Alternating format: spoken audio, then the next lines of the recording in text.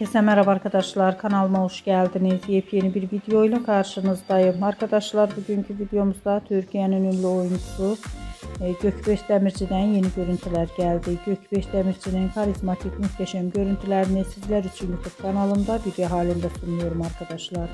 Umarım beğenirsiniz. Videomu beğendiyseniz kanalımı izlemeyi ve bildirimleri açık tutmayı unutmayın. Şimdilik benden bu kadar olsun arkadaşlar. Yeni videomuzda görüşmek üzere. Hoşça kalın.